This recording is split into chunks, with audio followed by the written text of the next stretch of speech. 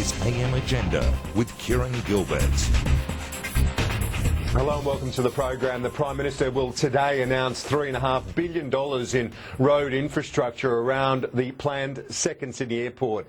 Now, the Minister concerned, Jamie Briggs, says he wants the road construction to begin this year. He's confirmed as well on Sky News this morning that the Commonwealth money over the next 4 years across the forward estimates of the budget cycle will total $1.3 billion, supplemented by a further 20% in state funding from the O'Farrell government.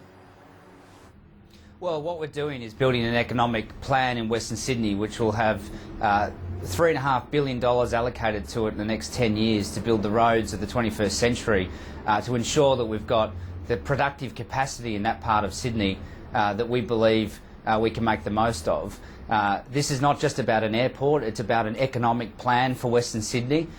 We've thought it through with the New South Wales government, who have been terrific in their cooperation in working this detail through. We're going to fund it to 80% of this commitment, $1.3 billion from the federal government over the next 4 years, and we're going to ensure that the road projects get underway as soon as possible, just as the Prime Minister committed to yesterday. With me on the program now, the Parliamentary Secretary to the Prime Minister, Josh Frydenberg, and the Parliamentary Secretary to the Shadow Treasurer, Ed Husic. Gentlemen, good morning. Ed, you are from Western Sydney. You're a Western Sydney MP. You've had concerns about the idea of a second Sydney Airport at Badgerys Creek. Does the spend, $3.5 billion, it's a big spend and focus on road infrastructure, does that placate you at all? I don't think this government will put in the serious dollars required, Kieran, for this project. I don't think you can find a government in the country that is flush with funds that are required to be able to meet the infrastructure needs for a project as big as this.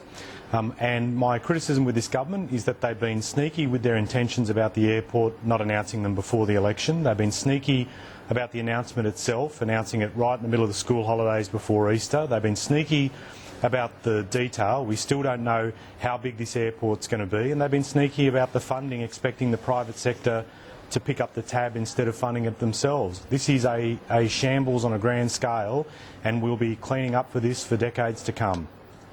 But you've heard from Jamie Briggs this morning, Mr Husic, he's saying $1.3 billion over 4 years. That's a lot of money, plus 20% on top of that from the O'Farrell government. This is just to get things started. Infrastructure, by its very nature in this country, costs a lot. It will require big sums.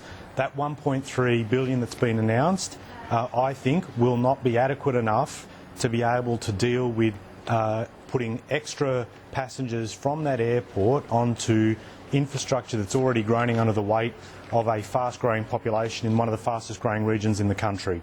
And so what I expect is that this government will do just the bare minimum. I mean, they're not paying for the airport itself. They expect the private sector to pick up the tab.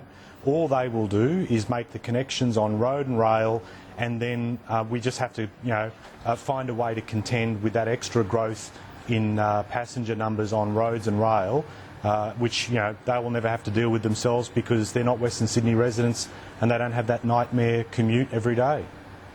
Josh Frydenberg, what's your reaction to Ed Husic's concerns this morning? He knows the area well.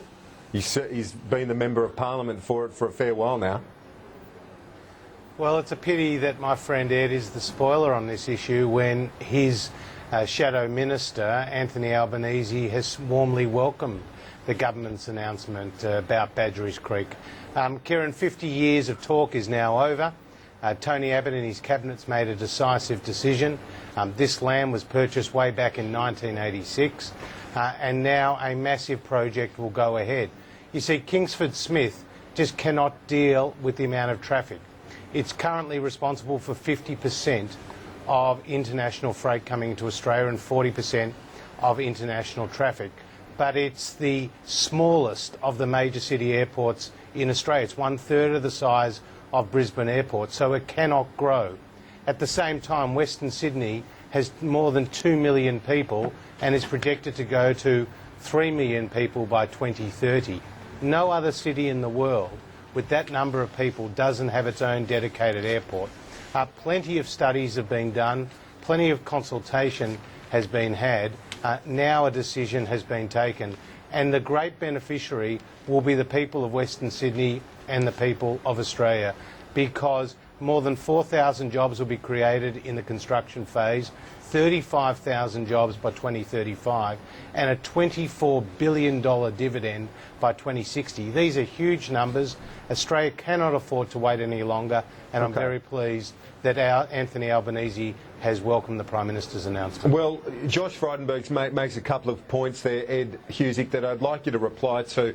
One is about the Albanese support he's given, in principle support to the idea of a Badgerys Creek airport, and two, the forecast job creation, 35,000 by 2035, 60,000 jobs eventually. It's a huge boost, isn't it, for an area that needs it?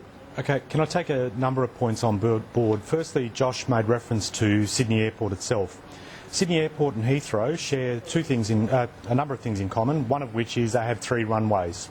Heathrow manages a lot more aircraft with 3 runways. The issue of expansion on Sydney Airport, it's not about the physical expansion of the airport, it's looking at the government-imposed restrictions on the operation of that airport. And we have movement caps and curfews in place at Sydney Airport that, mind you, there'll be no curfew at Badgerys Creek. It'll run 24 hours a day. But if people are fair dinkum about using our existing assets better without having to lift a single dollar right now, you could take a hard look at Sydney Airport and look at the movement caps that restrict the efficiency of that airport. You could also, if you did want to spend the dollars, look at actually freeing up the movement around the airport by spending on the roads and rail around Sydney Airport to make it work better. But none of that has been committed in this plan. In terms of the jobs themselves, can we just actually land on a figure that isn't shaped to suit the audience, like plasticine, it's shaped to suit the audience? We got told yesterday, without any detail about how big this airport would be, is that it would create 60,000 jobs. If the rough rule of thumb is 1,000 jobs are created for every 1 million passenger movements, that would mean for 60,000 jobs, that's 60 million passenger movements.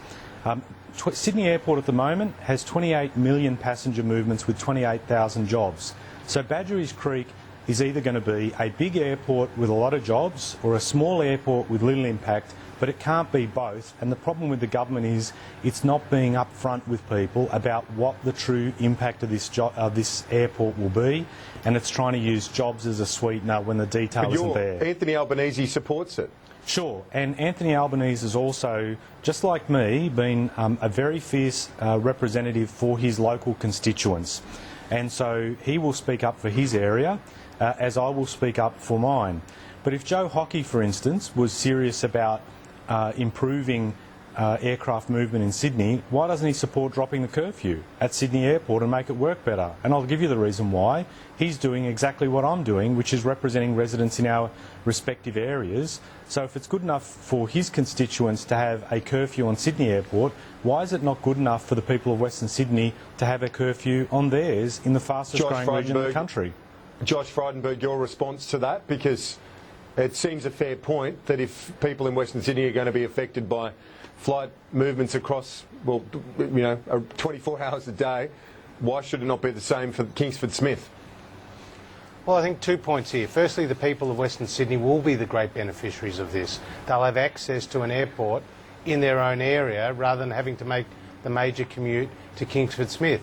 Secondly, they're going to get huge amounts of local jobs. I mean, 4,000 in the original construction phase for the airport, not to mention the thousands of jobs which will come from these new road projects which have been announced by the government today. And I think the second point is this is in the national interest. Australia will miss out on billions of dollars of an increase in GDP if we don't take this step now. Too much consultation will lead to, over time, too much paralysis. And so what we want here is to make a decision after 50 years of consultation, 50 years of negotiation, 50 years of waiting. Now's the time to act. Tony Abbott's taken a decisive step forward. It's been welcomed by the opposition. We just need to get on with the job. But what about the curfew question? What about the curfew question? Why, if it's good enough for one, why not the other? Well, we haven't said whether there's going to be a curfew or not on this issue. We've said that we'll go out and take more soundings on this issue. So there's been no definite decision in relation to that. But the point is, Western Sydney needs this airport, and the Labor Party acknowledges it. I can understand Ed's passion for his local constituency, but they will also be the beneficiaries, and this is a decision taken in the national interest. Kieran, is there any prospect, Ed, I'll come back to you, Yeah, sure. absolutely, in just one moment. I want to ask Josh finally on something that Michelle Rowland, another Western Sydney MP, has put, and that is that jobs be guaranteed for Western Sydney students and graduates, that there is a guarantee that it will go to those educated locally and from the area. Is that a fair enough point? Would the government look at that? Well, certainly there would be a strong focus on creating local jobs. There's no doubt about that in terms of the project, but they're decisions that will be made in due course by the parties that are engaged to make the contracts. But certainly, the government would hope and would encourage that there would be many jobs that would flow locally from the construction of this airport. Ed Husic, you do have some interesting bedfellows in terms of your concerns about the curfew and so on. A couple of Liberal MPs and Jackie Kelly, who believes it's a political death warrant that Tony Abbott has signed. As I say, you wouldn't think you'd be in agreement with her. well, Jackie Kelly had to front rallies for ages, and she had to defend the then government line, the Howard government line, that was pushing the case, and she convinced John Howard, but more importantly, the residents of Western Sydney convinced John Howard that this airport was not going to be a good thing for Western Sydney, and that's why John Howard in 2003 said he didn't expect the second Sydney airport in his lifetime to occur. The issue that Josh dodged is this. If having an airport is important to economic well-being, there is no suggestion from this government that it will take a hard look at the government-imposed restrictions, and Josh is all about red tape, but he never mentioned the red tape about Sydney Airport. No one has looked hard and fast at what could be done right now to improve the efficiency of Sydney Airport and ensure that it operates like other airports in the world where the movements aren't as restricted. He hasn't, for example, mentioned why they won't put funds in to the airport precinct in Mascot to improve the movement of people at Sydney.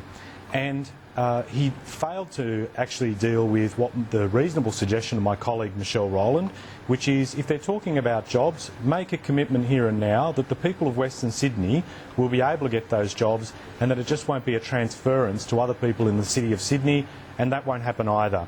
So as I come back to the point, I think this will be a project that will be a shambles. It will be underfunded. It'll be relying on the private sector to do it, with no major airline, Kieran, committing to move to Badgerys Creek. I think this is going to be a shambles in the making. Josh Frydenberg, we've got to go to a break, but just quickly, your reaction to Jackie Kelly saying, she said, I quote, she's ballistic, that this is a death warrant, politically death warrant for Tony Abbott.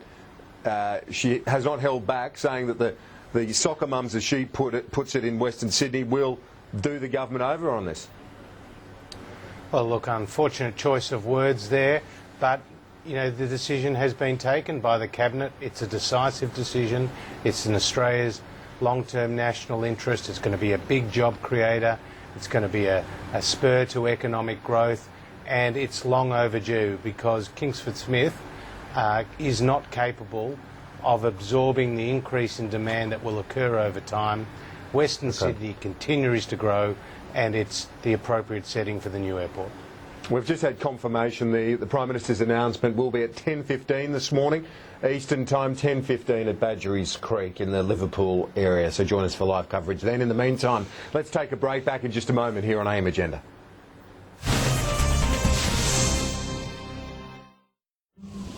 There's a storm coming to Hungry Jack's. Because now every Stunner meal comes with a delicious cookies and cream storm. That's a cheeseburger, fries, Coke and a storm for only $5.50. The burgers are better at Hungry Jack's. Welcome to our humble website. Sorry, I'm multitasking. Just got a second car and